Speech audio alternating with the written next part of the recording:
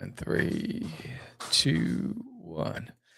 What's up, George? What's going on in the House of Craze tonight? What's going on in the House of Craze tonight? We have Mr. Max Hoven, who we're going to be talking to in just a few minutes. Plus, we have a topic for today, and that topic is going to be what frustrates you the most about being an indie and how to beat the indie blues.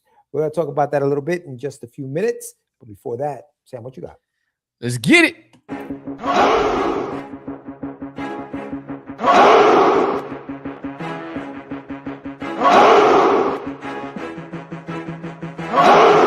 We are the only show for independents all around, giving you a platform to spread your word all over town. Catch the Craze is the place to promote to your fans with the dream of Medina and Sam the Crazy Man. Subscribe to our show and never miss an episode. It's time to get your mans, listen to us on the go. Updated every week, we never miss a day. Join the squad, come on in. It's time to catch the Craze. If you are an independent, catch the Craze. Making moves on your own, catch the Craze. On your grind in the streets, catch the Craze. Join the movement, catch the Craze.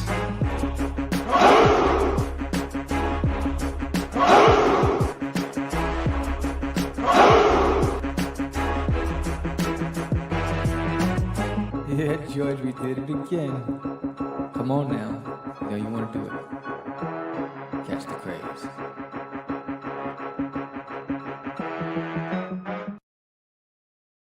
Welcome to Catch the Craze podcast. I'm your host with the most, Sam the Crazy Man Vera, and I am with George the Dreamer Medina. What's happening, everyone? Welcome to another exciting episode of Catch the Craze. It is Tuesday, March 24th, 8 p.m. here in the East Coast. Sam's in another time zone, which I won't divulge his location. time after time. We are coming to you live tonight. Thank you guys for joining us. If you haven't done so yet, please subscribe to the channel. Give us a like, comment, share, do all that fun stuff. Help the channel grow. We come to you guys every week with a brand new indie creator, whether it's a creator of comics, whether it's a magician, puppeteer, podcasters. We do this every week just about, and we ask you guys to support, share, like, and do all of that fun stuff. This week we have a very special guest. Mr. Max Hoven will be on the show. He's a first timer, I think. I don't think we've had him on the show. What up, Michael? What's up, Lou? The usual suspects are in the house. Thank you guys for joining us. And so we're going to be talking to him, and we're going to be talking about what frustrates you the most about being an indie creator. So we'll talk about that in just a few minutes. But before we do all that, hello, Sam. How are you, sir? How was your weekend? Is it me you're looking for? Oh yeah, I did a convention, didn't I? Yeah, you did. I think. Was that this week? Yeah, it was this Saturday. It was okay. Well, one day show. Or what was it? It was a 1 day show. It was from what was it 10 to 4? Okay. How'd it go? It was a short day. It was a good show. I mean, they had a good turnout. It was a good show. It was a productive show. Wasn't my best one there, but it was a good show. I normally have the same spot every year. This time I was in a different spot. It was fine. It didn't impede anything, but I like consistency. But other than that, yeah, it was fine. It was, but it was one of those, it was one of those times where, like I'm burnt out, right? With work, I've been working a lot of hours with work, and Texas, getting your property ready for the summer and all that other crap, all the household stuff that comes with everything. It's like I was like, my mind wasn't there. Like I was there, I was doing my thing, engaging, but it's like I just wanted to take a nap. Like, you know what I'm saying? I was just thinking about, I want to go home and I want to sleep. That was all I was thinking about. And but it was good. It was a fun show. I had some return visitors from the previous year, which was cool. Some new people. The stickers were the number one draw. I think I sold like 40 something stickers. Oh, really? They were digging the stickers. The stickers, which is flying, yeah.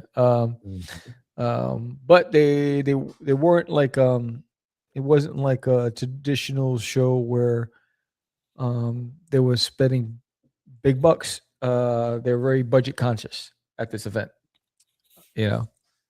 More people were buying food than anything. Oh, really? Damn. Why, they have food trucks there or something? They had food trucks on the outside, but they also had a girl next to me. She was making her own fruity drinks. So it's weird to have someone's making drinks next to you. And then across from us, there was somebody who was making like dessert snacks or whatever. So they were selling their stuff hand over fist. And then the food trucks, everyone was outside because it was nice and hot outside, and it was cold inside. They had the AC on blast, so it was cold inside. It was hot outside, and it's on a golf course too, which is crazy. Really? Because when I went out to the food truck to get me coffee, because I was freezing inside, I was like, "Yo, I gotta warm up." And so I went outside I was like, "Man, it's nice and hot." I was like, "Oh shit, it's a golf course." Nice. So it's a library. The event is in the library, but the library is set on a golf course. And you don't know when you're driving up. Is when I went to the back, I was like, "Oh, look at this." Interesting. You know, but no, it was a good show. So yeah, it's my last one for the year. I'm not even gonna do Free Comic Book Day. I decided I can't do it. I was gonna do a book signing Free Comic Book Day. I just can't. That's a big week for me at work, and I just won't have the capacity to do it. So I'm not doing anything till September or July. Potentially Cowtown. Cowtown is in July. So.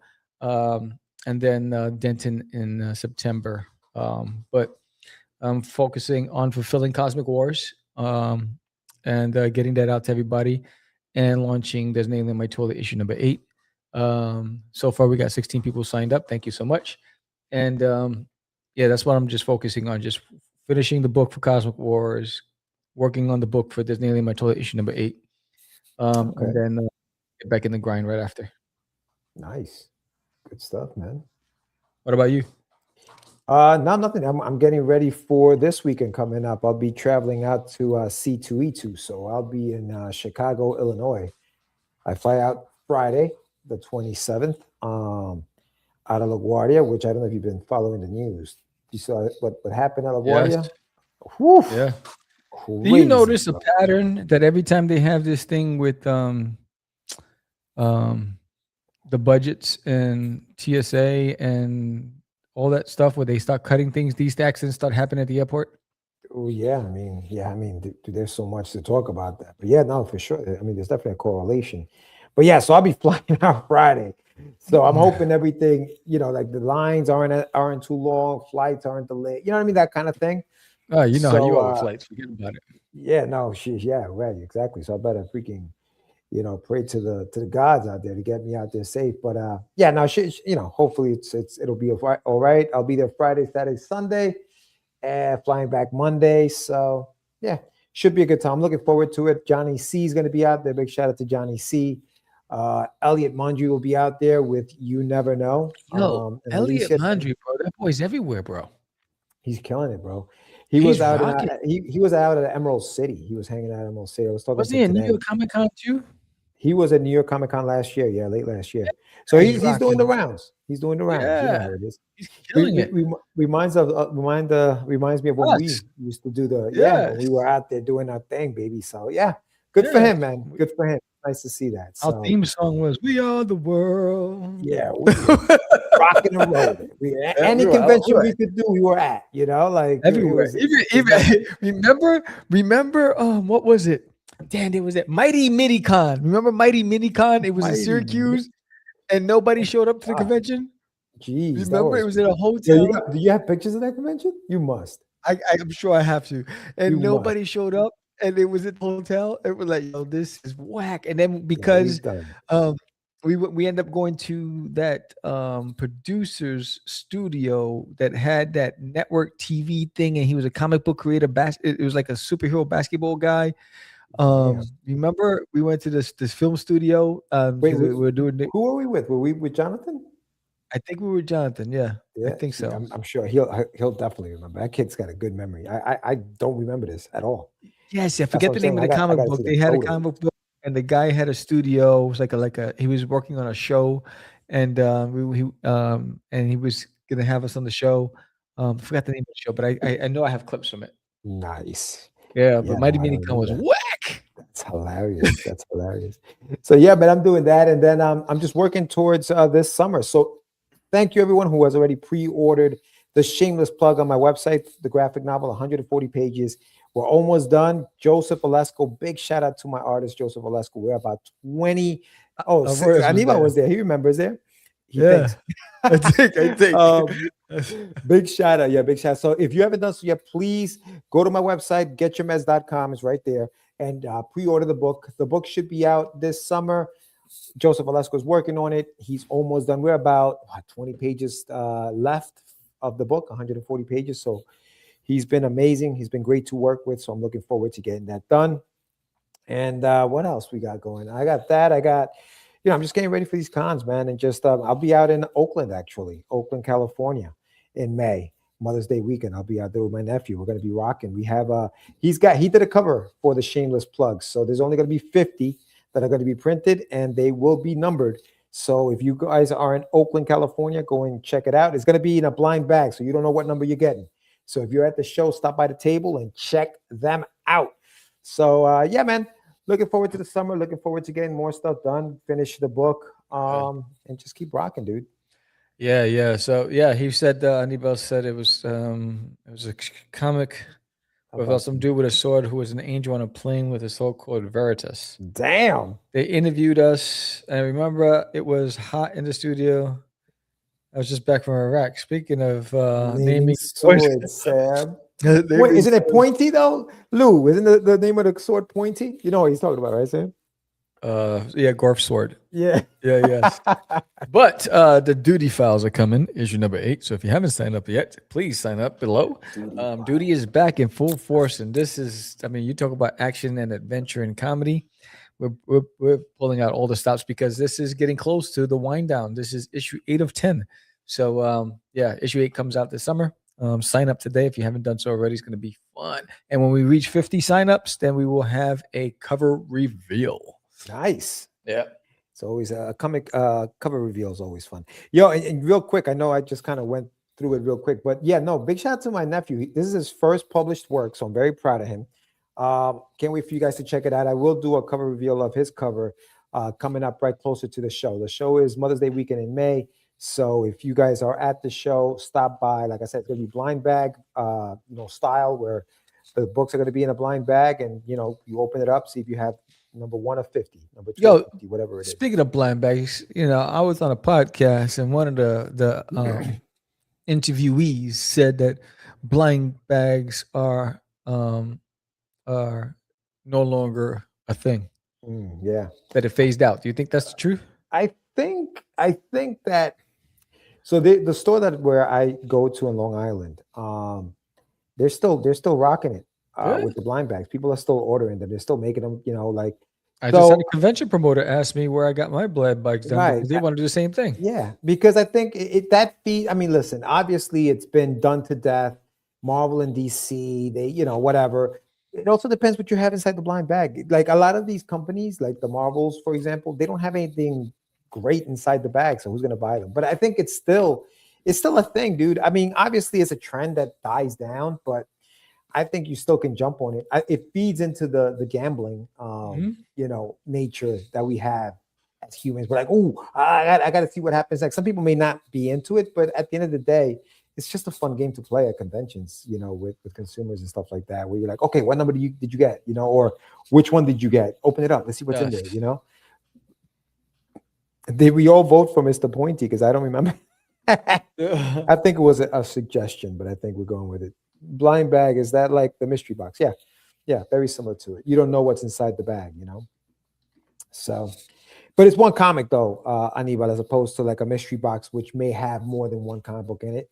The blind bags is just one comic inside the bag, and they do it with different covers and things like that. So yeah. Get your blind bag today for Cosmic Wars, a Kickstarter. Yeah, Cosmic Wars. Late pledges are still active. If you missed the campaign, you can still pledge today and get your Cosmic Wars on. We got blind bag, and the next 3 people that pledge and add on the blank sketch cover, you'll get an original drawing on that cover by me. So for free. So just the next 3. But so lots going on, man. For sure, yo. We're going to be talking about like what frustrates us about indie comics, and it's funny because our next guest, or our first guest, our guest tonight, has an app, for and about indie or just comic book creators or collaborators and stuff like that. So we're gonna be talking to him about that in a few minutes. Is he? Do you know if he's in the green room? I Yes, didn't put in the he's snacks back in the there, green dog. room. So I got He's a working in the podcast. green I'm room. sorry, You don't have it but stocked. You slacker. no. I haven't. I was working. All man. it was gummy worms. That was it. And we couldn't Gummy have that. worms. Well, we'll bring Dang. him in and we'll talk to him about it. All right. Yeah. So next up to the stage, introducing our next guest, Max Hoven. Hey, what's up, buddy? What's up? What's going on, man? I don't normally wear hats, so I feel like I look like a doofus in my own, but I had to represent No, the you gotta app, represent the brand, baby. That's what I'm talking about. Good job, man. How you doing? I'm doing good. Good, man. I'll talk forever once you guys give me whatever frustrates me about indie comics. Man, we will be here all night. Yo, yes, indeed, man. But before we get going, Max, introduce yourself to the audience. Tell us a little bit about yourself. Who is Max Hoven? Yeah, so for to kind of switch it up, especially with your guys' intro, I got kind of my first feet wet into anything about creation. I started a recording studio, and back whenever I was 19 years old, me and a friend basically started recording local rappers and stuff like that. And that was like whenever I first got my training on how business actually works in reality for entertainment, because everybody has sort of a vision of like there's a certain set path. If you're trying to get into film as an actor or a filmmaker, you sort of make a film and go to film school. And with music, it was kind of always you win a contest or you get on the radio or you sort of get discovered, you get your mixtape sent to somebody. And I had a mentor locally that had worked with people in the, I guess you could say, like independent rap market, which where I'm from is St. Louis, and it's sort of in between. There's like, just like with Comic Cons, people will travel, to Kansas City or Chicago and sort of go to events and festivals and perform, and you're sort of always on tour. And one of those guys, he basically told me, is like, if you want to get into this and producing, you got to make beats, or you got to buy beats, or you got to, and then I'll show you how to sell them and how to, acquire the rights and all this stuff, and really show me this. And I was at the time, now looking back on it, I meet other kids now. I'm like in my mid 30s.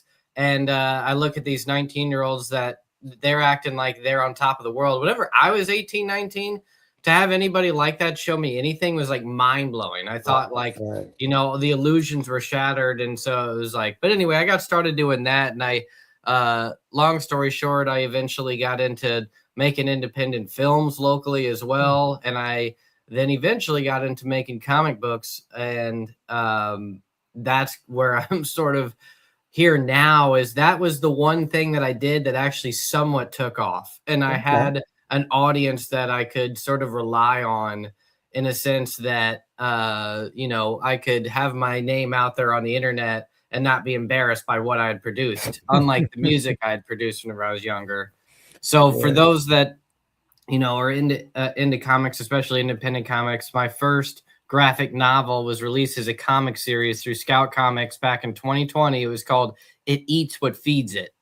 And that ended up being a pretty big hit. It was the best selling book for Scout at that time. Wow. And it continued to sell out. And I just saw today that there is nothing left of that book.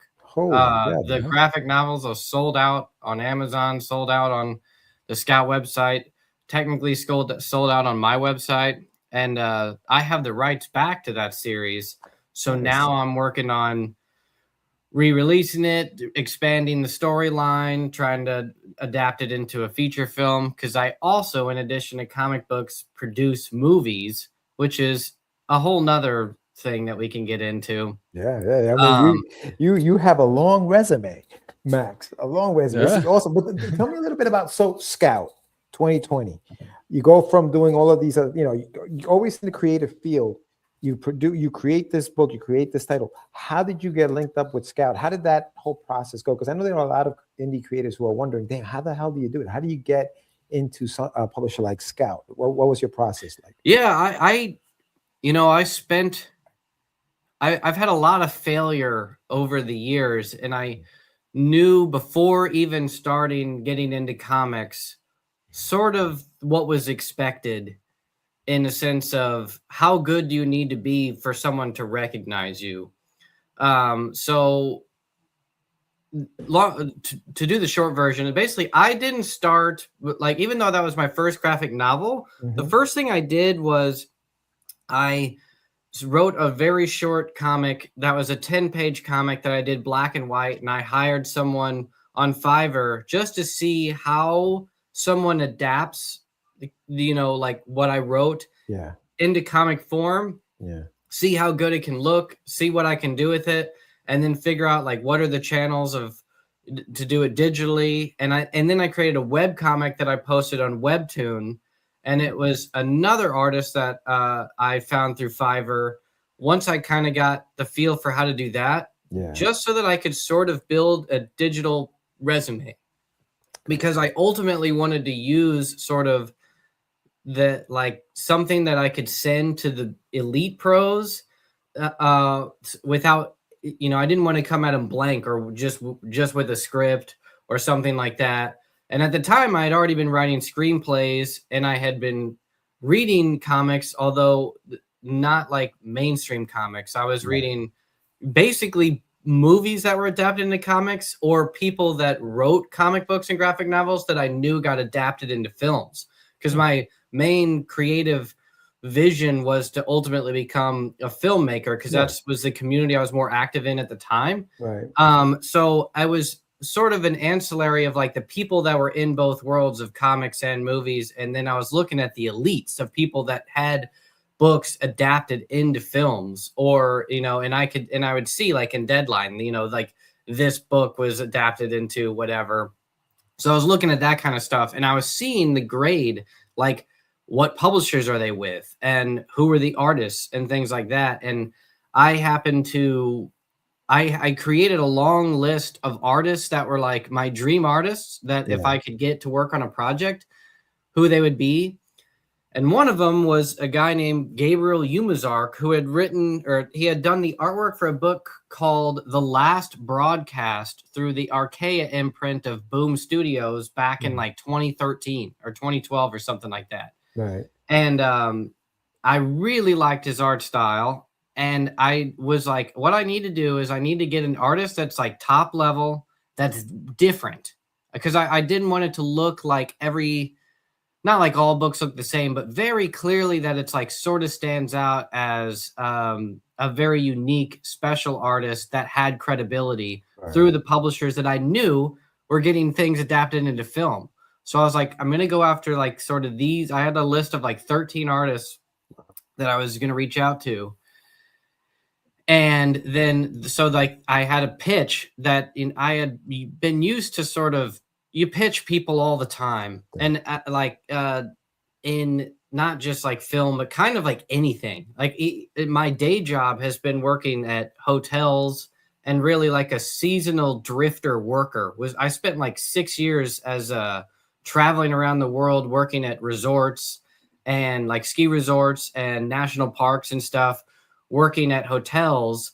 And when you're doing that, you run into a lot of people. And I ran into people I also traveled overseas. And I remember this is right in the era of that one writer who wrote that book about, the 4-hour work week, that guy, and people being digital nomads, and people basically sort of starting companies on their own and start being like tech founders from their computer and traveling the world. And a lot of these guys, whenever I'd run into them, like whenever you're traveling, you're essentially just like going to parties.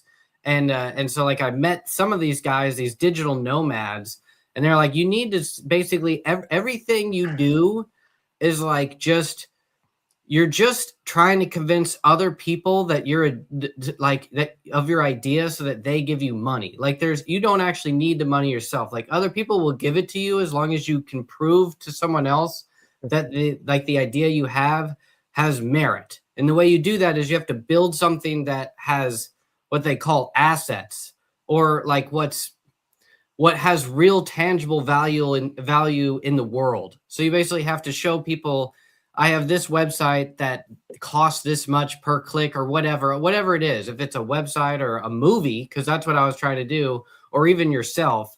So I was writing these pitches, and I basically was like writing down.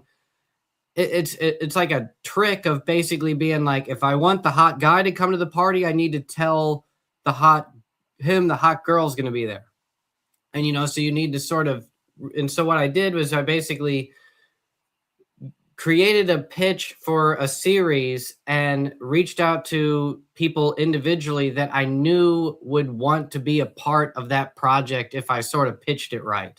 So it wasn't just blind. It was kind of like, this person might want to work with me in case they know that I have a background in film. So that might get their attention more than just somebody blindly. So like I would sort of say like, hey, I'm this person and I'm looking to take a book and adapt it to film. Would you want to be involved? And like, here's sort of the parameters of what you can expect. I'm sort of doing this too long-winded, but essentially I ended up going through my list of artists. I had a pitch, and then I used sort of my portfolio of that short comic and the web comic, and then my background in writing and film as a base to sort of pitch these artists. And the first one, I think I've told this story before on my own podcast, but like he basically said that like he was fed up with the comic industry as a whole and was like done. Like it was like, it's not that it's your project. I'm just out of this industry forever. Good luck. And that was like not very encouraging. And then ultimately Gabriel Umazark, who's the number one I wanted, he denied the pitch, but said that he'd be willing to work with us on a different project. And so the original pitch got scrapped. And I basically, with my co-writing partner, we wrote a script based upon sort of the parameters that Gabriel wanted. And he gave us broad parameters. I pitched him a very, it was a graphic horror story that was going to be a one shot. And I was specifically trying to get it with like a horror comic publisher. And I was trying to go small, but I was trying to use that to, you know, ultimately go bigger. So it was like, if I can pitch a one shot to someone like Boom Studios, who that artist has worked for, maybe if they like the one shot, they can turn it into a series. And I kind of was like pitching it as like, if we do this one shot and they bite, we can then finish, you know, like basically the one shot's the pitch. If they accept it, we'll write the full story. He hated that story, says, I'm not going to write that. No one's going to read it. Not hating on the storyline, more like just the graphic nature of it. It was almost like a Saw, like the Saw movies of like a weird psychological graphic horror twist ending with like characters wearing masks and they're hung upside down and they're trapped in these rooms, and it's like a mystery of like ex-girlfriends and boyfriend. And my writing partner and I, Crow, we write all these. All of our stories are like romance gone wrong. Like you date a girl that turns out she's a witch, or your ex-girlfriend is trying to kill your new girlfriend, and all these kinds of stuff. And anyway, he was like, if you write me a cyberpunk story, or you write me a sort of a fun, I think he called it like fun horror, like a haunted house horror or something like that, that's more teen oriented, I think we could do that, and we can capture some eyeballs with that. And so he was right away sort of on board of like, he knows sort of what gets people's attentions. So just the act of like somebody that was a professional in the space that had worked with big publishers before, giving us insights into like sort of how to do whatever. But I was able to prove to them through sort of the pitches that like I could write. I had won, you know, writing contests and screenwriting contests, and I had comics online. That the web comic I had called Fall Peak did not have a big following from Webtoon standards, but like it had like 1,000 subscribers at the time, which is, you know, enough to be noticeable, but you know, it doesn't actually matter in the grand scheme, but it was enough to have a little bit of credibility. And so once we had him and he agreed to do it, I then did not expect to get a publisher. I went through a whole plan of like how I was going to market it if I self-published the book. So I was planning to Kickstarter it, and I went through a course that you guys may know of. It's the Comics Tribe team has a course called Comics Launch, and I went through that, and that was like a big eye-opener because I had already gone through another weird thing I did where like running into people in my crazy traveling life was an SEO expert.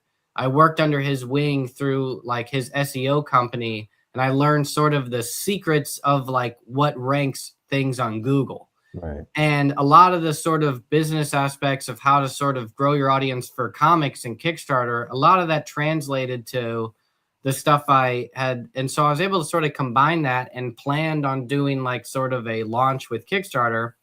But once we finished the series, I think I had like, you know, a handful of pages of the third issue done, which it was only a 3-issue series. We also deliberately wrote it kind of short to save on costs. I didn't want to do a whole big thing and then, you know, nobody publishes it and then I'm trying to, you know, crowdfund. I mean, now that's how I do things, but at the time I was kind of like I wanted to sort of plan for the worst and, you know, hope for the best or whatever. So it was like plan to do the Kickstarter route issue by issue for a 3-issue series, but in case I get a publisher.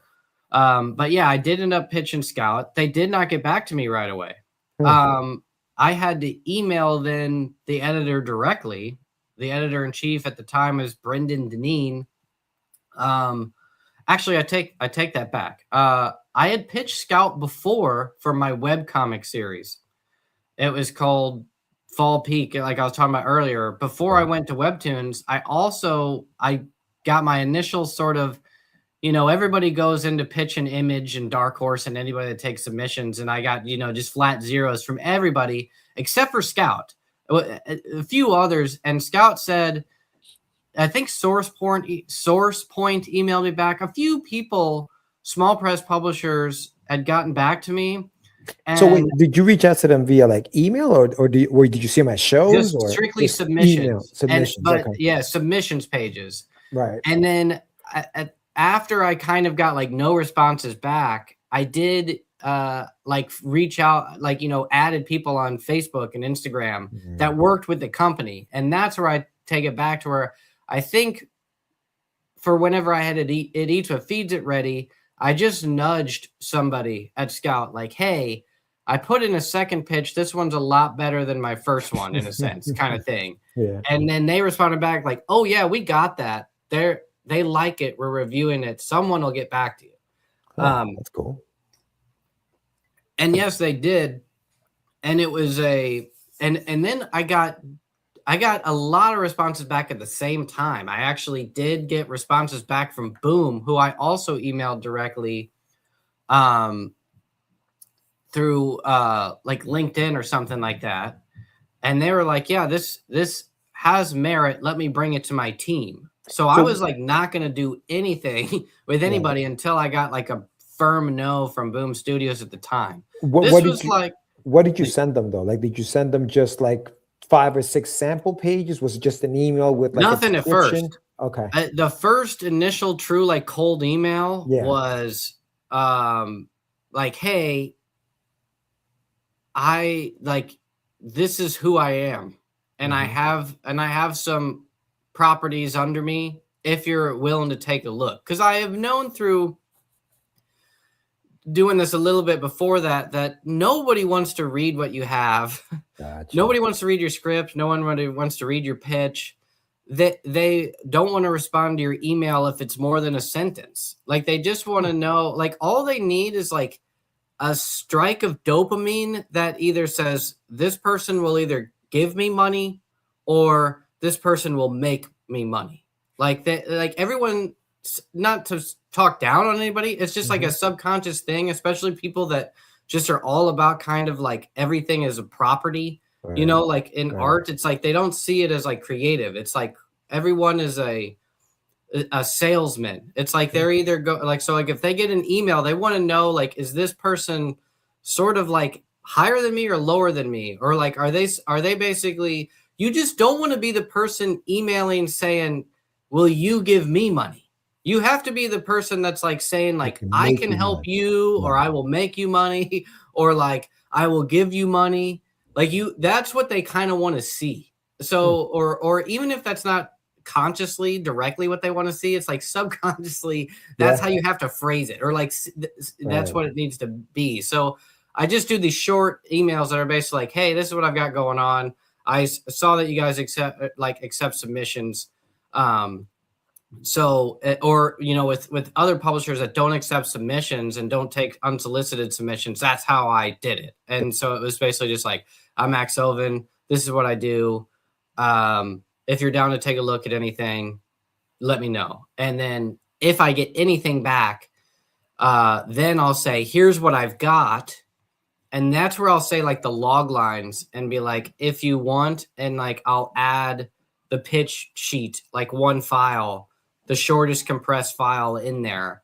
That's basically like, because you know that like whenever you're reading these emails and you're getting 1 million a day, they just need something to download, and then like hopefully they don't forget to actually read it. And then what they'll do is they might download it and like briefly look at the artwork and be like, oh, okay, this might actually be good. So they'll just put it in a file that's not trash. Like that's like all I was trying to get to. And that's basically what happened, was like people kind of breathed through the pitch and was like, okay, this has merit. Let me send it to somebody that's actually going to like make the decision or read it in depth and give me a more firm review. Because no one has time to read all these pitches themselves. They basically pass it off to somebody else. And then they basically just wait for that person to say, here's the ones that mattered to me. And so you're kind of going through these filtered processes. So I just knew that going into it, just through the other stuff that I did. So I kind of tailored it. But yeah, eventually everybody passed for the most part. And then Scout did end up like basically giving me a clear offer quickly. Once I sort of was basically saying like, as soon as I knew that Boom had firmly passed, I basically reached back out to them and said, yeah, let's go. Because they sent me an offer letter like as soon as they were real. It's one of those things where like as soon as they're like on board, they're like want to be really fast about it. So their offer letter was basically buying the rights to whatever you were creating. Is that what they were giving? They were making you an offer to kind of buy the rights. They technically they license the rights for a set time period. And so with like Scout at the time, Scout's kind of defunct right now. I think that they're technically still exist, but they're not taking in new submissions. But at the time they were, and they're not the only ones that are like this, but they license two things. They license like basically the publishing rights, which is the main offer letter. And then they basically ask if you are willing to be like, they will act as an agent and basically be your liaison, and they will get a portion of the rights that they sell if it goes to movies or video games or whatever. And they call those licensing the media rights. So they give you two offer letters. You don't have to do the second one, but you sort of have to do the first one. And they sort of live and breathe off of that second one, because that's where you make the real money. Because an option deal is like 5 figures, lump sum. And if they get 30% of that or whatever it is, that's actually a significant amount compared to a 3-issue series that normally at that time, with indie comics, it's like if you're selling more than 2,000 copies, you're doing really well. And so, but even doing that, it's like you might make so you might split $1,000 between yourself as a publisher and the creator. So it's like, it's not that much. But that's where it went crazy for me. That's because what happened for me was the opposite, where it was like the media thing kind of was a dud. Even though there was some people interested, it went nowhere. No one optioned it or anything, but the book just like sold through the roof. And it was like, it hit word of mouth, partially because I've done videos, tried to explain my analysis of how it sort of like reached small levels of virality. Cause at the time it was like, you know, Scout was selling books like Stabity Bunny was their biggest hit, along with, I think, Hinch Girl.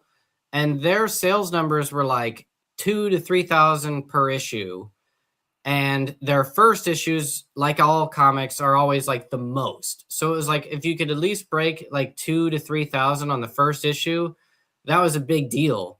And my first issue, like, basically reached the bare minimum to where it was like, okay.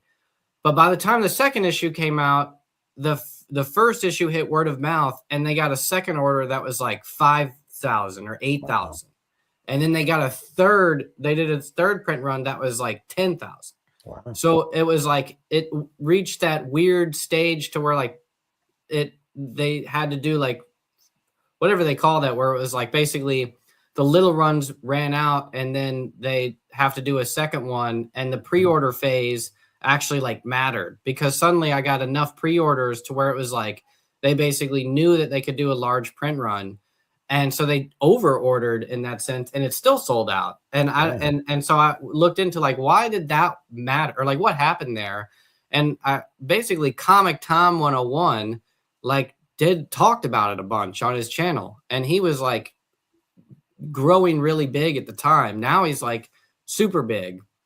I think he's got like, you know, 50,000 plus followers, and they're kind of dedicated to his word of like, he basically talks about the speculators market of comics. So he's talking about what comics have value.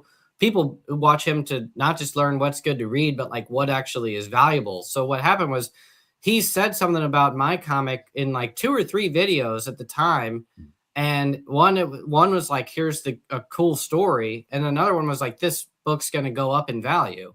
So like people were ordering like everything they could, all the variant covers, and because they thought it was like going to be a hot, like a key book, which it was then. Yeah. And then that added like another layer of speculation to where it was like truly just like a hot title. And then at the same time, the book went live on Hoopla, the library app. And I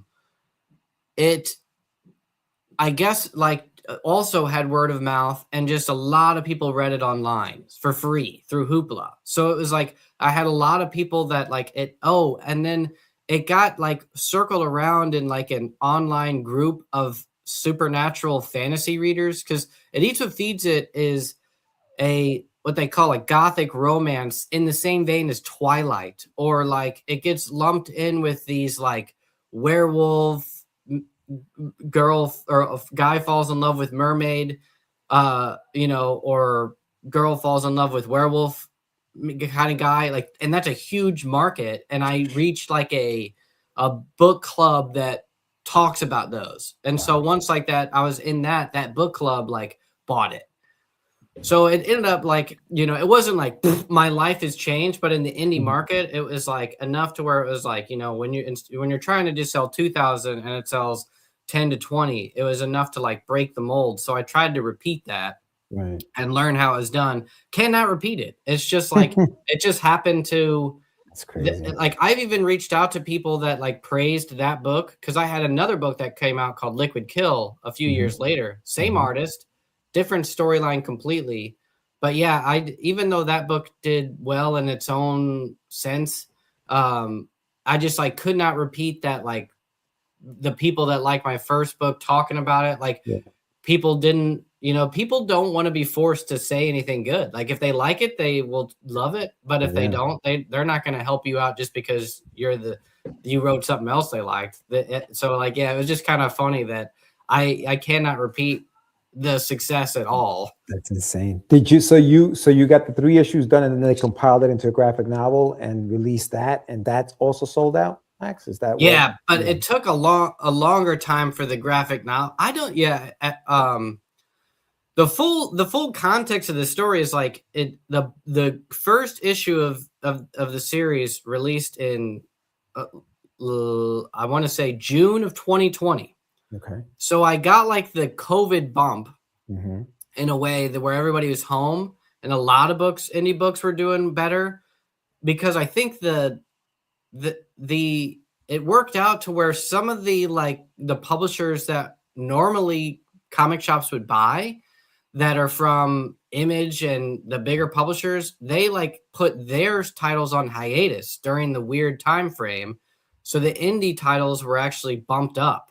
And so a lot more, it wasn't just my book that had more. Kickstarter took off a lot of this time, but the issues of those three were released month to month. So like June, July, August of 2020.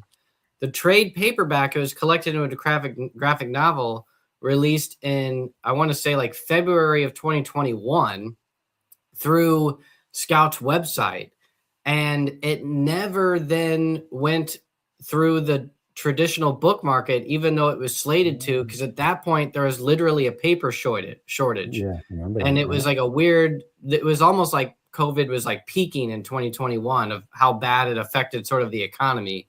So I got kind of screwed on that. So I kind of had a bump due to the comic issues. So like all those sold out. And then the graphic novel was like just sort of not highlighted or available most places.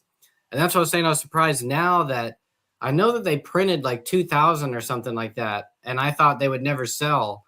But now it's 5 years later or whatever. Now they're all gone. So eventually they sold out. But it wasn't, I didn't get any of the benefit of it like happening all at once like I did with the comic series. And that was due to sort of a mixture of, first it was the paper shortage, and then and then eventually sort of Scout sort of became defunct, and they had a falling out before they like completely stopped doing things. And I just sort of stopped pushing to bring it into bookstores, because bookstores can sell them back. So you can actually like lose money on the trade paperback if they print it and don't sell them. And I was like convinced, I was like, they're going to sell. Everything else sold. But they were sort of like, yeah, but if they're selling well the way like kind of the route we're doing now, we're just going to keep doing that, because like for them, you basically you're just risking too much money for not much reward whenever you basically have to go through the shipping process and getting them through traditional book market distribution, and then they take a huge percentage, and then they could possibly sell them back. They're just like, if we have this, we'll just keep doing that. But that started the rest of my career in a sense, because they gave me an opportunity to basically go to conventions for free and sell my book along with other Scout books at local conventions, meet up with other people that like have a living of basically selling comics, or not just selling comics, but like they're full-time comic creators or close to it. And so I just like learned from those guys. And I really was not that active in comics at all at that point. That was basically my first series, but Scout did, as much as people do, have their issues with Scout in a sense of like, they were just another publisher that sort of like had a lot of potential that ended up falling apart, just like Aftershock and all the others.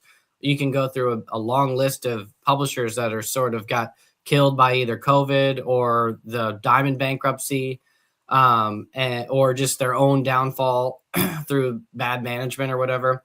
But they had a lot of things going on, and they made a lot of people's careers level up in a sense. So in the same way you're saying like, well, how do you get with Scout? At the time, it was a very big deal to get with someone like that, because they were selling, they had a consistent audience base. So if you got published through them, you could at least guarantee that you got into a lot of comic shops, because they have relationships with a lot of them. You would have your books on the shelves with all the mainstream books and creators. They had streamlined success of people basically optioning their books to become films. They had at least a handful at the time. And while I was there, another, 10 to 20, I think, got optioned of their titles as well. And they also had these other initiatives. They had headquarters. They were going to all the big Comic Cons. I got to go to New York Comic Con for free. I got to do book signings at New York Comic Con. Those relationships ultimately got me connected to Massive Publishing, who did my second series, Liquid Kill. It got me connections with virtually everybody else, because I now had the credibility of being under Scout Comics. And yeah, it's just sort of like credibility by association. And even if no one had read the book, and then I happen to be able to, you know, argue or just showcase that it's like, this is one of their top sellers. So anyway, I forget your initial question. No, that's all right. So talk to us now about ICDB. I mean, because you go from that and then you put together this app in a sense, right? Tell us a little bit about what that is. Okay, yeah. So there are, how do I put this? Like, there are a lot of ways that, you know, everybody sort of is struggling with the same problems in indie comics. To talk about our frustrations, it's kind of like if you, and I, you know, I come from things from a almost more like a producer's perspective. So so in film production, you don't immediately like hire the director. You sort of need to go to the distributors first or the streamers and like figure out what movies are people watching that you want, that you will buy. Long story short, so like I've been talking to publishers because those of us in indie comics, you know, it's very expensive and time consuming to make these things. Sometimes it would help if you just knew what people are buying and like, or like, what are publishers looking for? So I would reach out to publishers and basically, I don't want to pitch them a book I have half finished. I want to pitch them an idea. You know, I want to like just sort of get them to green light and almost pay me to like just do something for them. And that's a very difficult thing to do. But in the process of trying to do that, you sort of get an idea of what people are looking for. But I discovered that along the way that there is no real easy way to sort. There are no agents in comics. So like there's no liaison with film. If you want Netflix to read your script, it's not hard if you have an agent, because they can essentially book a meeting and you can pitch them because you're represented by a talent representative that they trust and that they know that you're not just some random guy off the street. They go, you know, whatever. So, but in comics, unless you're a graphic novelist trying to get on with Fantagraphics or Scholastic or something, you don't have agents that represent you. And part of that is because it's just not big enough of an industry, especially like creator-owned comics get lumped into like, that's what indie comics are, is like just a guy on the street writing and creating and producing comics on their own. Often can be as simple as a zine, or it can go up to being like a full-fledged $50,000, you know, 15-issue comic series with professional grade artists or something like that. Like there's kind of a wide range. And I was trying to another creator that whenever so in the process of like doing all this, I started a YouTube channel trying to just like interview other people in comics of like, how do you grow your audience? What works for you? And in doing that, some people that would come on, because there was no one that was really like talking to the business people behind the scenes of comics. So that's what I was like starting. Like, I want to talk to the publishers. I want to talk to the printers and people like that, not just the creators. Right. And so Enrico is one of the co-founders of ICDB. His name's Enrico Bryan, but he goes by a different name online. But he had like the struggle of basically, let's just say if you're an independent creator, you're not going to be on League of Comic Geeks, which is essentially the IMDb for comics. Like I call myself ICDB, mimicking IMDb. And many people will say, well, how's that different from League of Comic Geeks? The big difference is this is the creators upload the data that goes online and that creates your profile and things like that. League of Comic Geeks, you don't do that. They take the information from the distributors' catalogs and they upload it that way. So if you're not distributed through the traditional channels, you're not going to be found online. At best, you're only going to be found through your own website, your own social media. And a lot of people especially back then. Now it's a lot easier to make a website, but even just 5 years ago, it was like kind of a daunting task that people didn't want to pay for a Squarespace site for themselves. Social media is a hassle, and we're all, as much as we're addicted to it, we try to do it less and less. But once you have a business, you sort of have to. But I was like, well, we can create something that's basically that allows people to sort of create digital resumes that show their body of work, that includes web comics, that includes zines, that includes whatever you want, that can be a part of the true, more independent and broader scope of comics, not just the comics that go through the catalog of Diamond and Lunar and things like that. It's like, if you have web comics, or if you're foreign and you're on different places, sort of a global hub where creators can showcase their work in the same way that it acts as like a portfolio. So I was like, but in addition to that, what you really want is, like, if it's a true collaboration hub, you need to be able to, the big, like, sort of hassle with comics is you have a lot of data, a lot of raw data from pages, sketches, covers, and it's just sort of scattered about on one person's computer here and another person's there. And when the publisher, or when you finally decide to send it to print, you have to collectively scrunch everything together. You have to label it correctly. You have to get it the right format. You have to know who to send it to. You have to then create the metadata that says, the log line of each individual issues, every creator, all their bios. And I was like, well, we need basically a portal that organizes all that information into like a sort of behind the scenes hub. So when you're on your portfolio and you want to collaborate with somebody, you just like basically hit collab or add them as an editor on a project, and then you guys can share each other's files, and it just zoop into like issue 1, pages, issue 1, cover, sketches, text data, marketing data, all just sort of there for everybody that has access. And then if you want to submit to publishers or send it to another creator or add someone else, you don't have to send them or transfer those files. You just give them access to the portal. So you basically are saving money on the like data storage and data transfers.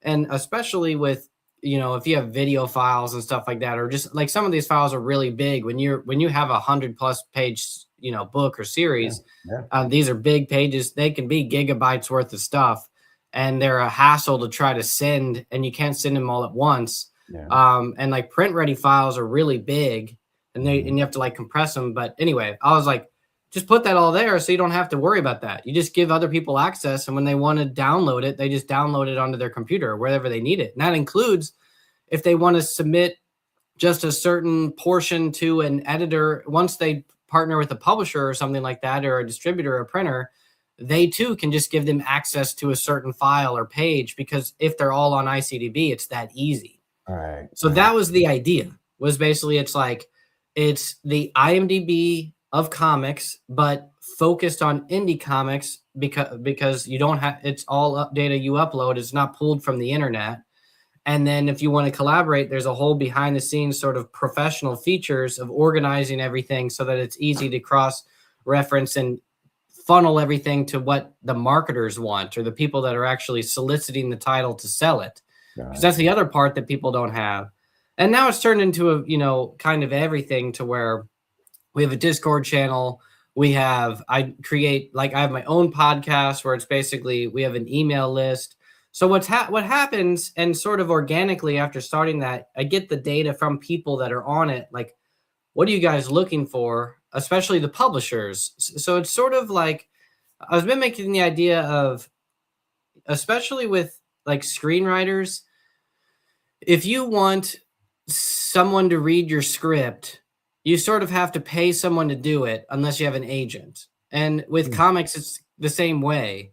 So how do you get a publisher to read your comic if it's like, I know I can submit, but what if I like know that, if I can sort of blindly submit, and I know that sort of other publishers are behind there, even ones that don't accept submissions, how can I sort of break through the noise? And that's sort of what has happened, is publishers are looking at independent comic books to acquire. And so like the publishers often will say like what they're looking for is completed work. Unfortunately for us indie people, they want something that's done that they can just license the rights to. And they're often looking for books that already had success on Kickstarter, or books that were published a long time ago, like from a creator that, you know, they want to find the Teenage Mutant Ninja Turtles that never got published. They want to like just find the one that was on someone's shelves for 20 years. And now that guy is a well-known creator and he wants to publish the first, you know, black and white book they own. There's a lot of creators that have done that, where they had books that were maybe published through like a small press publisher 20 years ago, and then no one owns the rights anymore, and they can republish that book. It'll have more value now. So Max, so Indie Comics Database basically is what you know how we were talking. You went through the whole how you pitched this to Scout. What you've done with ICDB is you've made it easier for the publisher to find the book that they may want to put some money behind, or the book that they think is going to make them some money, by going into this ICDB and kind of finding each other. Is that essentially exactly? That's sort of the core product. Right. It's like you have these things like portfolios and profiles that you create, which puts you sort of onto it. But the initial sort of streamline is you upload a pitch into what we call the Get Discovered page. And that Get Discovered page gets emailed to everyone that's a part of ICDB, which includes the publishers that don't have profiles. So I have people that are on the email list that are publishers and editors at big publishers that don't necessarily want or have the time to create these profiles, but they want to see sort of what's out there. There's a phrase that they've termed like like an editor like filtered through it. So it's kind of like, what are people posting themselves and highlighting? And then like, what do me as a professional in the space, like what do I think is good this week that like I want to highlight? So it's almost like an editor's choice, and they want to know like what's trending. What do I think's good? And that's the thing is like, I don't have the time to actually do that work and search for it. That's what they do. That's how they make their money, is they're trying to find the diamonds in the rough. Yeah. I make it easy for them by basically, for the people that want to be found, it's like, if you give me the data, I tell you the data that the publishers are looking for. They're looking for covers. They're looking for log lines. They're looking for 5 to 8 sample pages. They want to see creator bios. Okay, that's basically what they want, and then maybe they want to know like a bit more about the story if it intrigues them beyond there. So it's like I know the bare minimum of what they're looking for. Right. So the site. So when you go on the site, you can sign up. You can sign in and get started. You do have a free version of it, but you also have the pro level, which is only $10 a month or $100 for the year, where the free version, you can do one project. So let's say, for example, I have, the Shameless Plug, and that's my project that I've listed there so that maybe a publisher can find it or somebody can find it and say, hey, man, I kind of like that idea. Let's talk about what we can do with this. That's one project. But the pro one gives you unlimited projects. So if I have Wonder Duck, if I have Russ, if I have I can put multiple projects up there. Is that correct? Yeah, it's actually, you can do a lot more for free than just one project. It's the free version is the core basic model. You can do virtually everything with the free version, except for I limit the amount of projects or basically the amount of data that's stored in your sort of portal, your dashboard. So you can have what we call credits. So, and that's like another thing where it's like, if you're looking at this and trying to organize it all, it's kind of like, it's the free version allows you to basically like show your entire resume and create a portfolio that shows sample pages of kind of like endless projects. But as soon as you want to basically collaborate with other people and upload full pages of like all of your credits, like if you're somebody that has hundreds of titles that you've worked on over the years, you can technically put up like basically bare minimum resume of everything to where someone can click your profile and see sort of every cover image and sort of a log line of everything, and even the sample pages. But if you want to basically create a project that's sort of stored that you want to then pitch to people, if you have like more than 5, that's like kind of a lot of big data. You only get basically, the free version has like 2 gigabytes of data that's allowed. Right. And so there's a lot that you can do with that. A lot of images, a lot of text. But as soon as you're storing stuff and actually like using it for data storage, that's where the pro version comes into play for people that are actually using it as pros. So like imagine as if you're a creator like me, who might have 3 projects going on at one time with 3 different artists, you can basically through ICDB, you create a project for each one of those. You add the artist and all the artists involved to each project. And I myself am basically just paying $10 a month for everybody to have access to this portal. And we're all sharing it through there. So we don't all separately have to pay for Dropbox or whatever to upload or, use like, Google Drive to send all these stuff. It's sort of all in-app, the scripts, the pages. That's the pro version. You can do the only real cost, or like sort of the other pro feature that's like kind of a weird aspect to all this is like in the Get Discovered page, everyone gets to sort of get posted into the email list for your first couple of projects. It's basically like you basically pay $10 for a credit to get posted in the Get Discovered page, but you get 2 weeks per credit and you get 6 free credits when you join. So it's like, imagine as if you are an indie creator like me, you're not going to have that many projects. It's like you're going to have one when it goes live, like when your Kickstarter goes, and you get 2 weeks of basically being highlighted on the site and highlighted in the email lists, all for free because you start out with 6 credits and each credit lasts 2 weeks. So 6 times 2, that's 12 weeks worth of basically free kind of promotion through the site because it's so new. I don't want people to feel like they're getting scammed, because over time, as the site gets bigger and more people are on it, the more value it all becomes because more people are seeing it in a sense.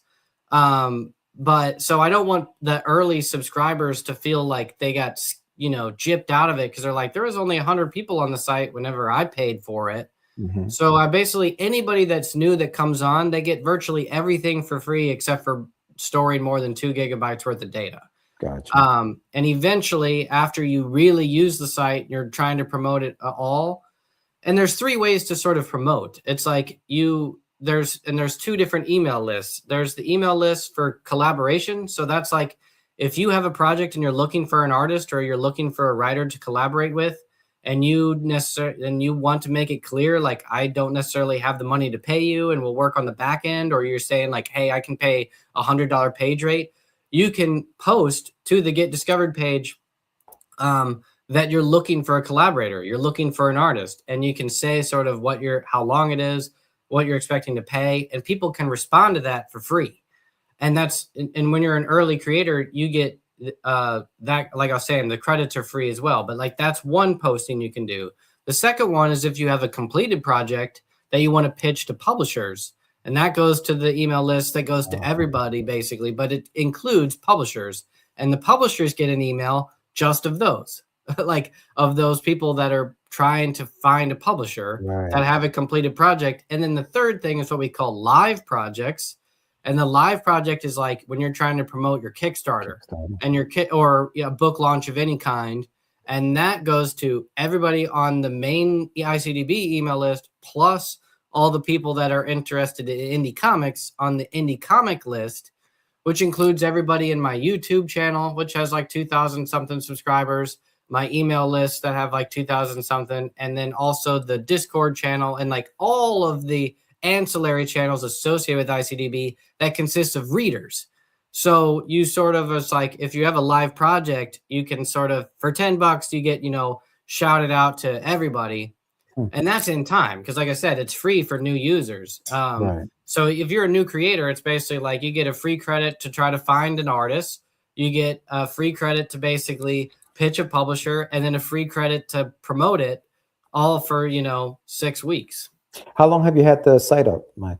We went live with a soft launch on like January 1st. So it's this year. So we did sort of a soft launch in January, hard launch in February. We're about 2 months in, still learning things, still basically like trying to get feedback from everybody of how we can adapt it. There's, design wise, it will end up getting better. It's still kind of a bare minimum kind of chops looking site, but it functions well. And we kind of filtered out all the bugs, and we have sort of the routine.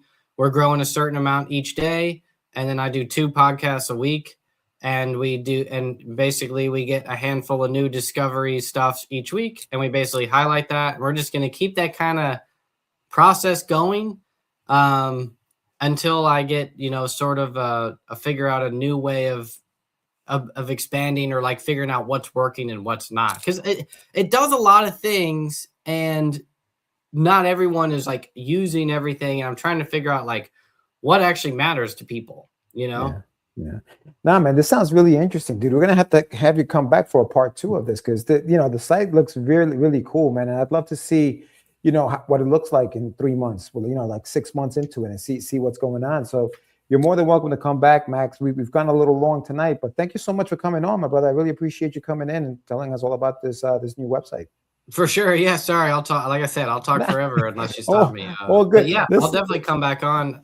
Definitely come back, man. Definitely come back. Thank you so much, though, for coming on, my brother. And for real, just sign up again. You got the Calendly list. Just log back in there and just come back. I'd love to see what's happening in a few months with you. For sure, yeah. And if you guys, if you haven't already joined, I can highlight this podcast in the next email list if you guys want. Just Awesome. Shout it on Get Discovered. Every little bit helps. Kind of just all these little communities of everybody's a part of. Absolutely, my community, your community. If we can sort of all band together a little bit, and respect each other a little bit. I know indie comics is split on a lot of things, but it's like, we can't all help each other grow, but thanks a lot, guys. Thank you, brother. I appreciate you coming on, man. All right. Peace out. Take care. Max Hoven, you're on mute, Sam. But yeah, man, that's interesting, dude. The website is ICDB, everybody, Internet Comic Database. And essentially it's what he said. It's basically, showcase your comics and get discovered. So signing up is free. You can sign up for a free account. And if you want the pro level account, it's $10 a month. So definitely check it out. Yeah, links in the summary as well. And in the chat. Yeah, no, I like what you were saying about, the three emails, email lists that go out, where like if you're looking for people to collaborate with, if you're looking for a publisher to publish your book, they get a separate email.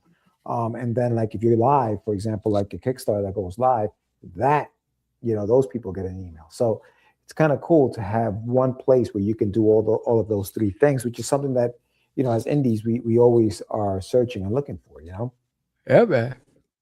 Yeah. Yeah. But you had a question for the audience, didn't you? What was my question? It was the topic of the day. What frustrates you the most?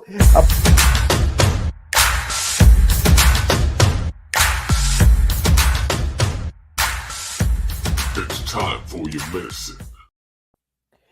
Yes. What is it, Sam? What is it that frustrates you the most about being an indie? Do you have an answer? I'll let you go first. Set it off.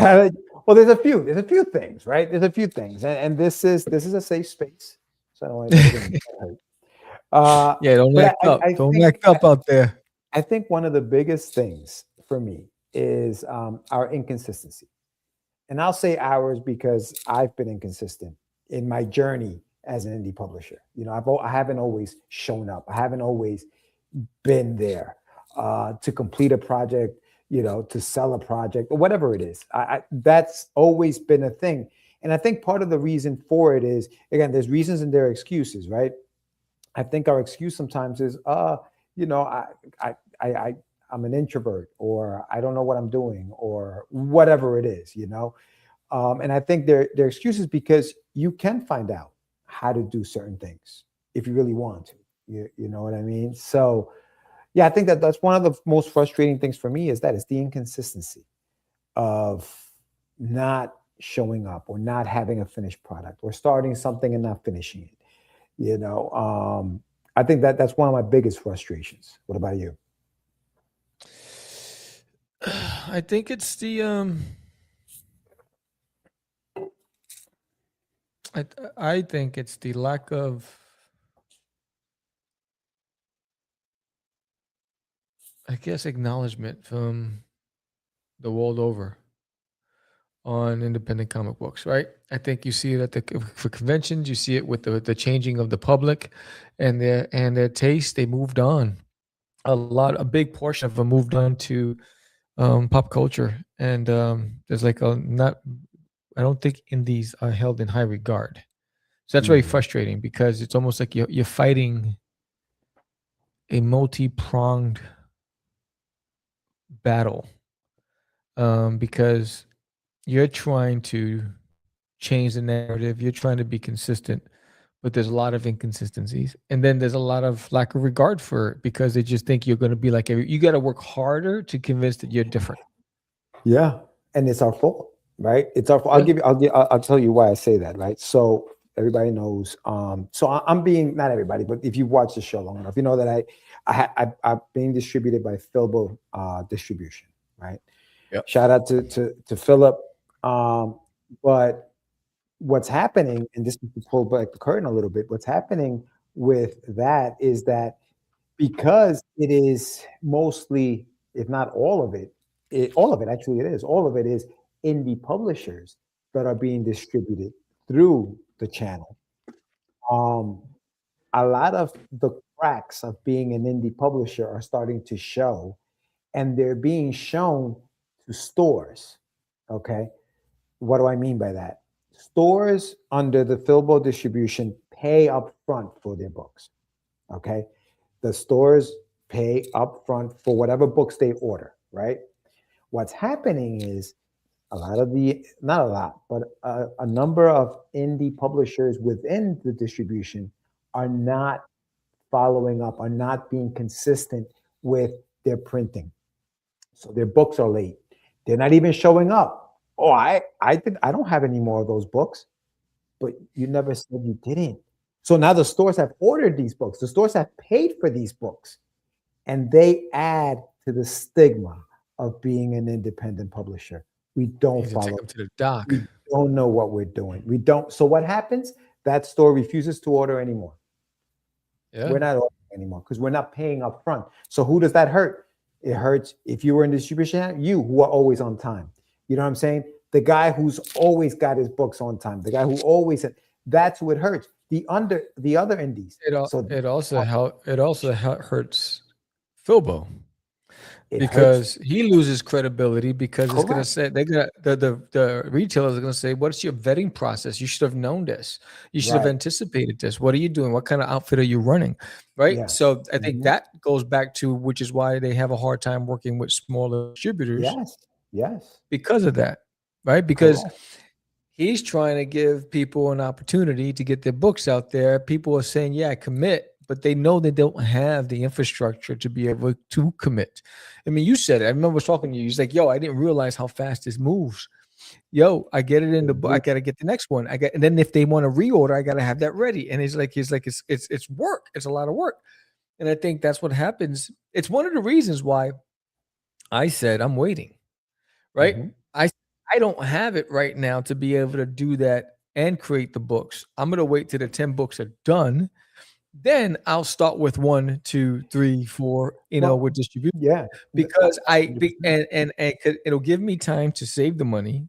It'll give me time to put that away and prepare myself for that. So I'm taking insight and the learnings that I get from other people. But at the same time, will there be another Philbo? Because then you start looking at what's his longevity, given the fact that now he has to deal with those things. Who's going to Mhm. want to work with him, right? Right. And so, will there be another opportunity down the road with another distributor that's going to want to take up the books, right? Well, and then will the criteria be different? Will they want you to demonstrate that you have the capital and the resources and all that stuff first, like Diamond used to do? That's why Diamond used to have that criteria.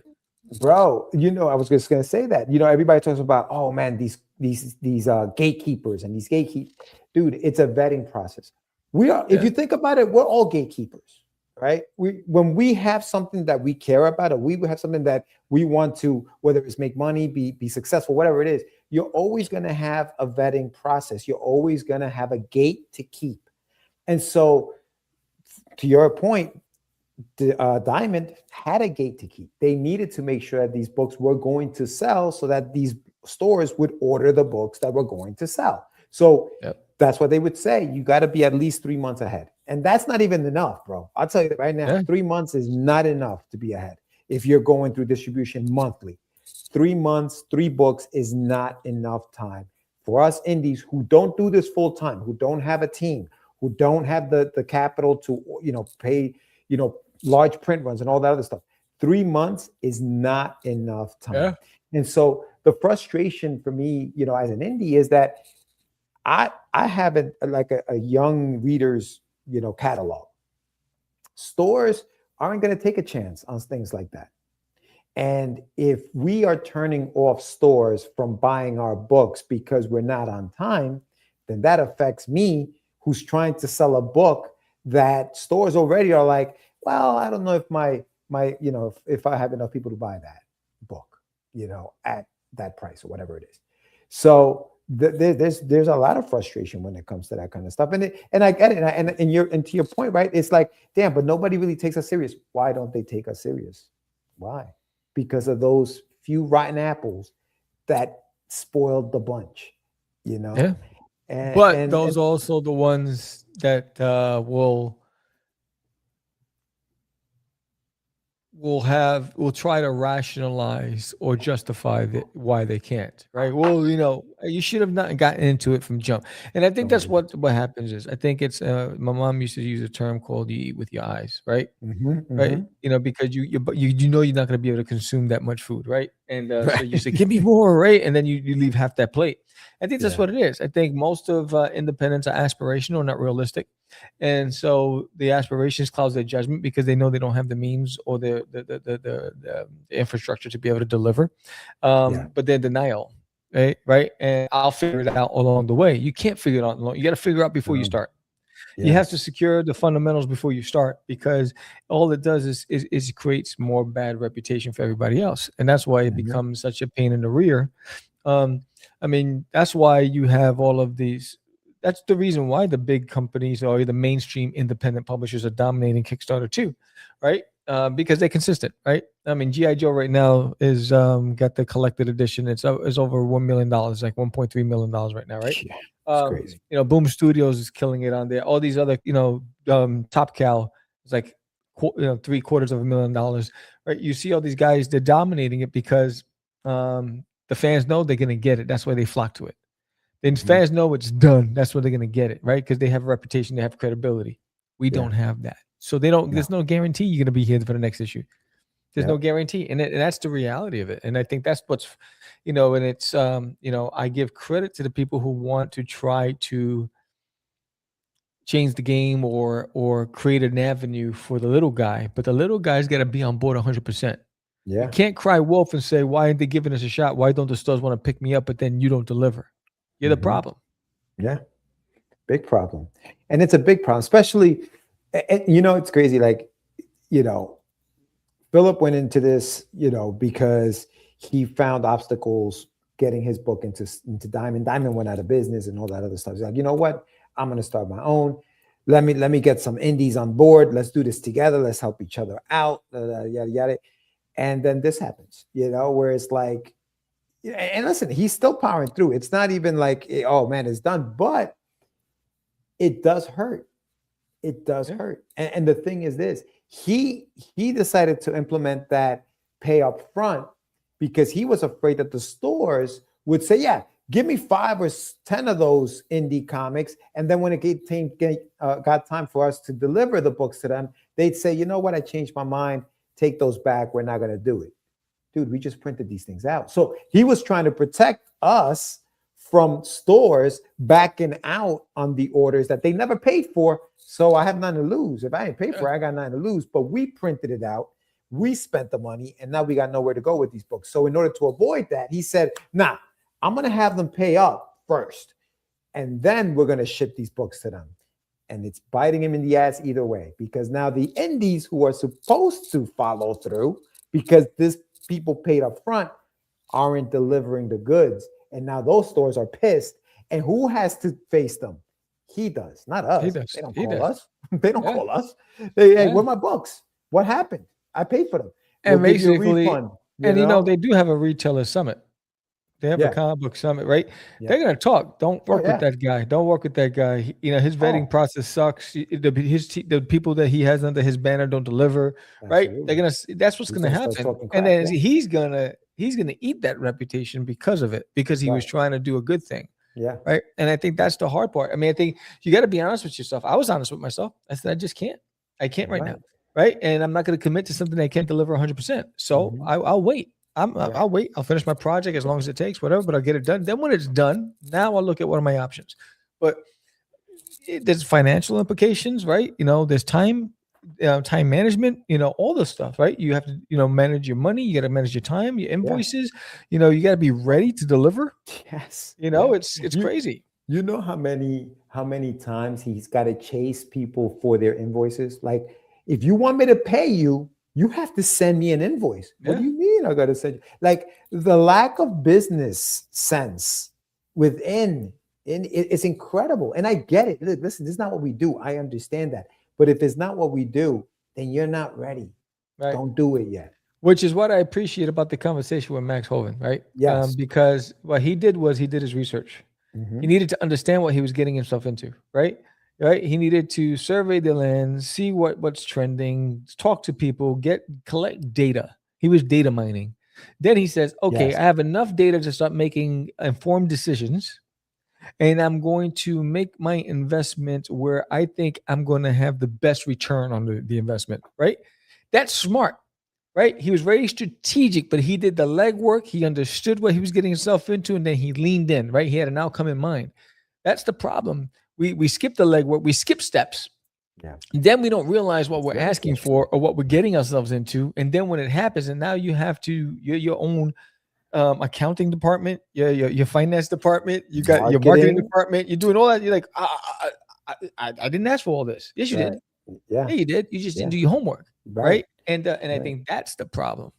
Because the thing is, just because you found a distributor, or even just because you found a publisher, and we said this before, that doesn't mean that your book is going to sell in stores right off the bat. You have to call those stores. You have to let them know, hey, I'm here. This is where you can get my stuff. This is where you can do this. This is where you have to do the legwork, because and you can publishers and distributors are not going to do it. And you can go back to the early shows to Catch the Craze, even back in the days when Designated My Toilet was distributed in stores nationally. It was because I called the buyers of Barnes and Nobles. I called the buyers of Walmart's. I called them and I was like, hey, can I send you a sample? My book is in the system. It's in the database. Here's the ISBN number. I'd love for you to, and they ordered it directly from the print on demand distributor, right? Because I made that contact and I was cold calling. Dude, when we go to these conventions, and we do like the last couple of years, I've been hitting the road a lot to go to even if it's just as an attendee. I hit up local stores, man, and I talk about what I'm doing to the local owners of the shops. Some of them don't listen. They understand that we don't make them the money, and these don't necessarily. Some of them will take a chance and say, all right, how many issues you got? Oh, wow. Okay. It's all done. Yeah, it's all finished. Oh, okay, cool. Yeah. I may take a chance on that because it's finished, because they know they're going to get 1, 2, 3, 4, 5, 6, 7. You know what I mean? Like now it's okay. How do I get it? Yes. How do I get it? But you have to do the legwork. You have to be out there. You have to, talk to people, tell them I'm out here. And I think that's another frustration. We don't do enough of that. We don't do enough of that. And we have to. We have to. Yeah. And we can't just, I personally don't think that one avenue is enough. You gotta have all your coals and different skillet and irons, right? Your irons and different fires, right? You gotta be like, because you don't know what's gonna stick. You don't know. You don't know. We can get and that's what happens to us too. We get comfortable in one place, and that's what we stay. And if that's what you want to do, cool. But if you want more, then you have to listen. I give props to my Kickstarter warriors, man. The ones that are there every 3 months, 12, 10 campaigns a year. Like, yo, kudos, props. And if that's where you want to be, that's cool. You know what I'm saying? But to me, I think you need to be even more. You need to do more than just that, because who knows what can happen with Kickstarter any day. It's not, you know what I mean? Like, I mean, you don't know what can happen with anything. But I mean, you had that whole strike that they had and the everything, strike right? they had, yeah, sure. So I mean, anything's possible, and especially in today's world, right? And so I think when you put all your chickens or your eggs in one basket, you set yourself up for failure. And but I think the reason why everyone's hoping for that unicorn, right? That one thing, right? I think there's no such thing. I think sometimes it's timing, right? Right place, right time, right person picks up your stuff, right? But in order for that right person to run into your stuff, you got to be accessible and you got to be available, and you got to be in places that you're not willing to go, and that's the hard part. It's the hard part. It's and I get it, but you got to decide what do you want to do. Yeah. You know. Yeah. The silver lining is is that, hey man, there are people out there, like, for example, somebody like Max Hoven, who's trying to help the indies. You want to get discovered, you want publishers to find out, that you have a book together. I've set up a platform for you to be able to go in there and do that. Explore it. See if you like it. Sam, to your point, you may be the type like Sam who says, let me wait a little bit. I'm not gonna do it just yet. Let me see how this goes. He's been doing this for 3 months. The site's 3 months old. Maybe you want to wait a year, see what happens. But he's out there, he's doing it. He saw, like you said, he saw a need and he's trying to fill it. And it's up to us whether we take advantage of it. But if we are going to try to take advantage of it, I think we need to be consistent and follow through with what we're trying to do. You know what I mean? Because we don't want any more black, any what is it? Any more negative things said about indies. They don't finish projects. Unfortunately, it's a cycle that's going to go on for a long time, because every day there's a new bee that's flooding the market, and every day you see a one and done, right? There's tons of ones and dones, or there's tons of starters and not finishers, right? And that's just going to plague the system. I just think the people that are making the investments, like a Philbo, I think they have to be more cautious and more restrictive with specific. Have a prerequisite. You have to have these things in order for you to be considered. And I think it isn't just about because I like you anymore, right? No. It's like, there's got to be something in it for me, because I'm doing the hustle game out here, right? Because I'm the one who has to negotiate these things. I'm the one who is the face of it. So it's got to be something that's going to protect my brand. And it's normal, dude. We before we get a job, we go to a job interview.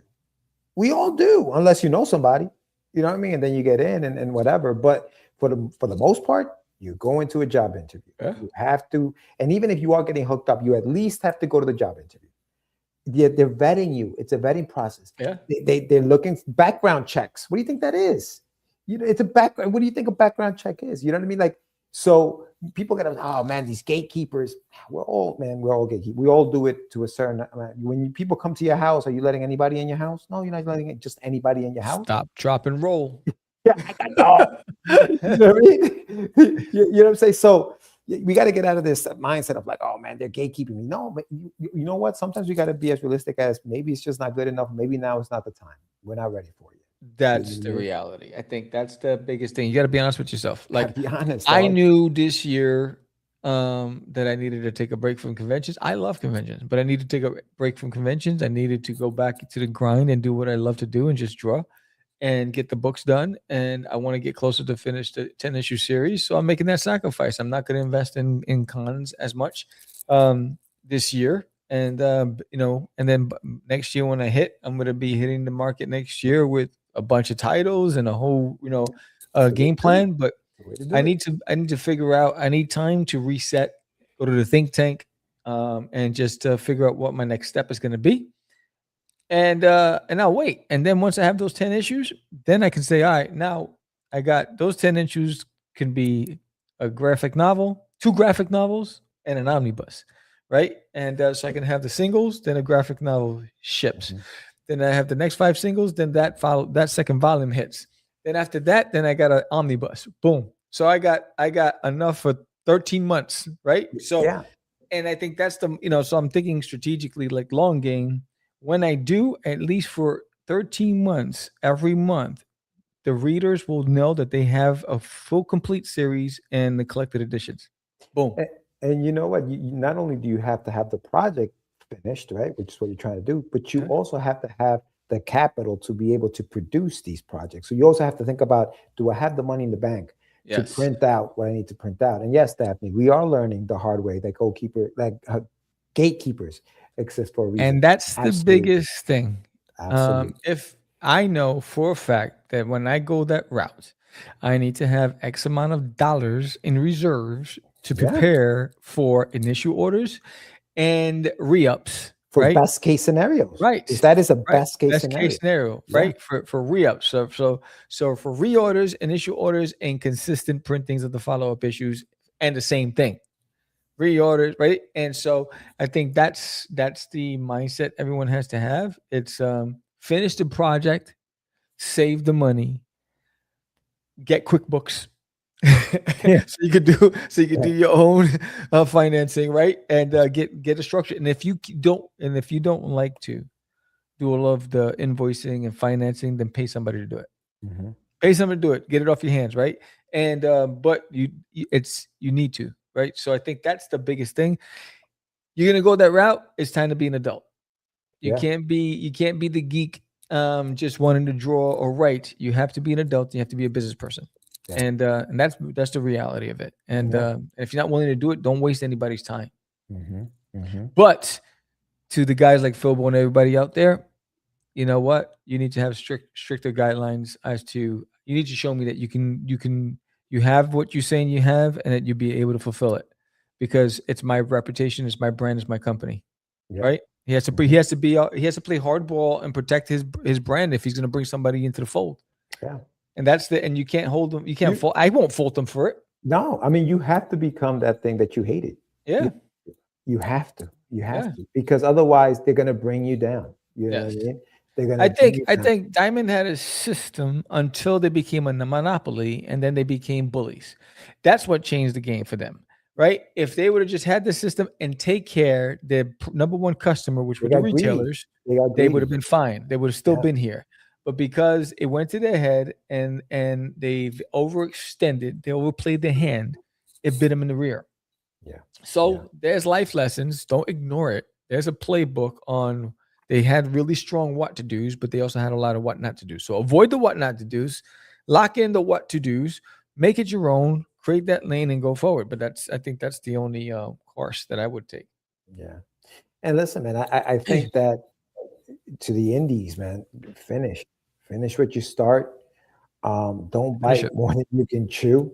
You know what I mean? Like, understand that this is, if you're doing your comic, your zine or whatever, and you want to just take it to conventions, do that. If you're doing it for yourself, go for it, do it. But if you have aspirations of distribution and hitting stores and optioning your comic, for a movie deal or something like that, you really have to get serious about what you're doing. And it starts with just finishing a book, or making sure that if a comic book shop orders your book, you have that order ready to rock and roll, because it's a tough conversation to have with a comic book shop that wants your book, and the distributor has to tell them, I don't have any copies. They haven't sent them to me yet. They're late. That's bullshit. You don't want to hear that they're late stuff. You know what I mean? Man. So some of the frustrations. What are your frustrations, guys, watching this show? What are your frustrations about being an indie or about indie comics? Let's talk about it. This was fun, man. This was fun.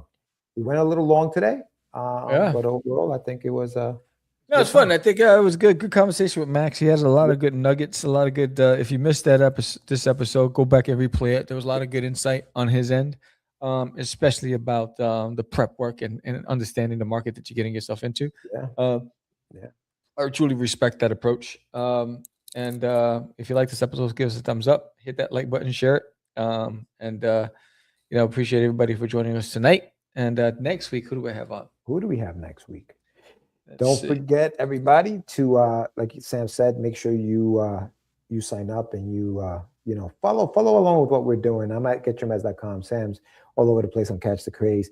And don't forget that Sam's got a new Kickstarter launching in just a few weeks, months. I don't know when you're launching, Sam, but sign up to the This summer, Designated in My Toy. Right after Cosmic Wars is fulfilled, we launched Designated in My Toy. The landing page is there. We're at 16 signups. Once we get to 50, we will have a live cover reveal right here on Catch the Craze podcast. So let's get to 50. Next week on Catch the Craze podcast, we have Tony James. Right. Yeah, Star Noir Book 4. He's killing it on Kickstarter, everybody. Yeah. Star Noir, he's over 15 G's at this point. Damn. So definitely check us out. I'm just trying to get 10 B's, bro. He's got 15 G's. Damn. Yeah, he's killing it. He's killing it. This is issue number 4. Very good book. So make sure you check that out next week. Yeah. So with that said, thank you all for watching the show. Catch the Craze podcast, the longest running independent comic book podcast in the game, the first of its kind, founded in 2005 and going strong. And for Indies by Indies, when we grow, the indie community grows. So thank you all for watching. Hit the like, hit that subscribe, share with a friend, and we hope to see you next week. And with that said, I am Sam, the Crazy Man Vera. George, the Dreamer Medina. Peace. And we are. It's just easy kids. That's not. Crazy. Acquiesce. No, it's talking about my friend Acquiesce. Say my name, right? This is what you were thinking? Oh, He described me. He said, I'm the. What? Catch the Craze. You're listening to Catch the Craze. You're listening to Catch the Craze. You are listening to Catch the Craze. On Catch the Craze. You're listening to Catch the Craze. Candy girl.